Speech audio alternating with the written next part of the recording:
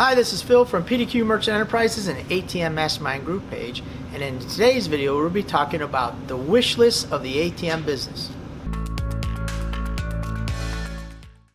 Always remember, here at PDQ Merchant Enterprises and ATM Mastermind Group page, we have a course that teaches you from A to Z how to be successful in the ATM business. We also have an ATM Mastermind Group page that's free to join for like-minded individuals just like yourself who want to learn a little bit more about the ATM business and be in a community of other ATM like-minded business owners such as yourself. We also have ATM A to Z book, over 20 years of experience. We put it right here in the book. That'll help you on your ATM journey. You can get the link below. Alright, so without further ado, the wish list of the ATM business. So what I'm going to talk about in today's video is taking your ATM out of the business.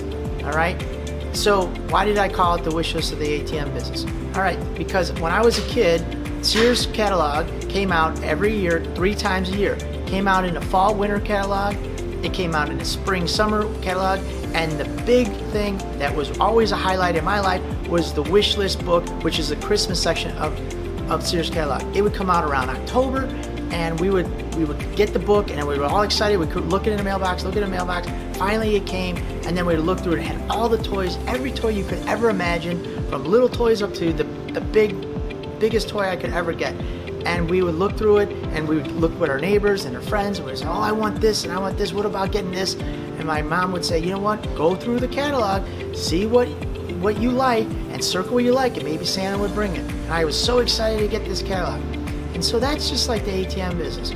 You're getting in, you get your first ATM, you're very excited, and you know what, as the ATM business progresses, sometimes you don't have such a good location. And now you got to make a decision.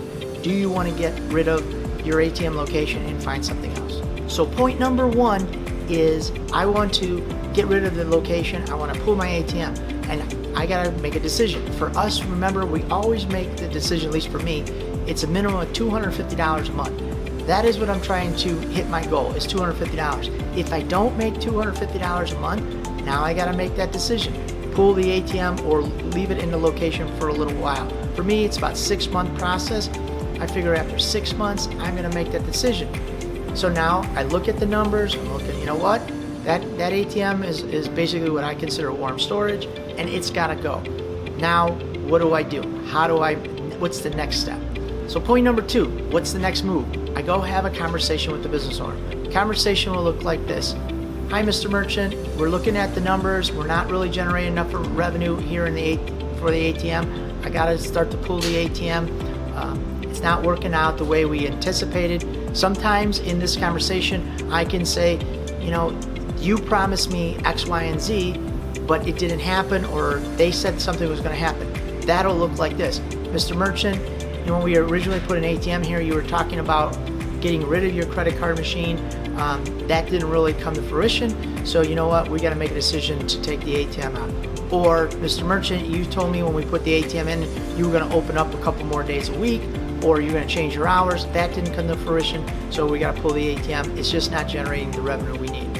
Either way, if it's something they did or it's just not generating the revenue, you have the conversation, you let them know it's not working out the way we would hope. We've given it an ample amount of time. We haven't seen an increase, and now it's time to pull that ATM. Point number 3, in your agreement, you should have that you could pull the ATM for any reason or no reason whatsoever. It's on your discretion.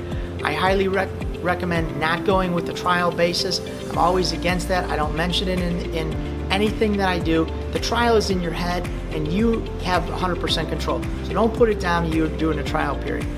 Just you have the utmost control, and in your agreement, you should have language that says, for any reason or no reason, we can pull this ATM for any reason. So you'll put that in your agreement, and now if the owner, which they never do, but in case they ever did, to say, look, we had an agreement, you promised X, you're going to deliver Y, you're going to say, yes, I did.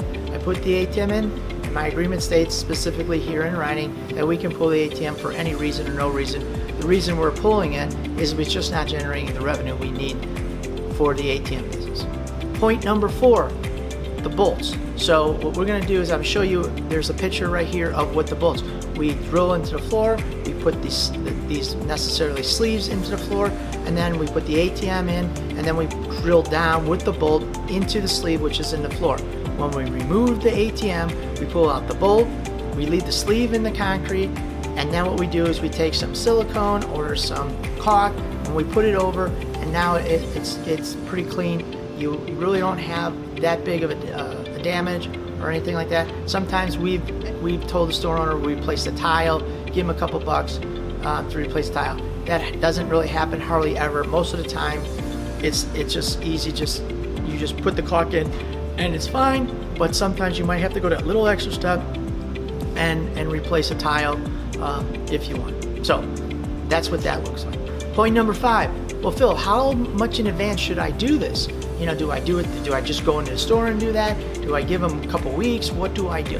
So generally it depends on really how far the location is from your office, or if it's 2 hours away, I'm not going there 2 hours and talking to the guy. I believe this is a face-to-face conversation. It's not over the phone.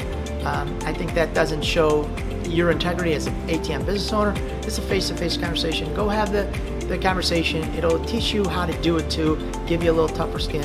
I know you probably will feel bad. Oh, I don't want to feel bad, but at the end of the day, we're trying to change our direction in our life, adding extra income to our family. So you got to think about that. This isn't cutting the mustard. We need to put that ATM where we can generate revenue. So you're going to give them, it's very fair, something like 2 to 7 days of a notice. You know what? Hey, today's Monday. By Friday, we're pulling the ATM out, or maybe it's Wednesday. Say, you know what? Next Monday, Tuesday, Wednesday, we're pulling out the ATM. If that's in a closed facility, if you're there, you fill the ATM. Say, hey, you know what? At the end of the month, we're going to pull the ATM. That's fine if it makes it easier for you, so you don't have to go there. But if it's close by, you know what? Just stop in, have a conversation with the owner. They're business people. They understand business. They understand that it's not generating revenue for you, and it's not helping their customers. It makes business sense to pull it. So, hope those tips are helpful. Always remember to like and subscribe to our YouTube channel down below. Share with any and all your friends. Make a comment for anything you'd like to see in a video, or you have questions about this video, what to do.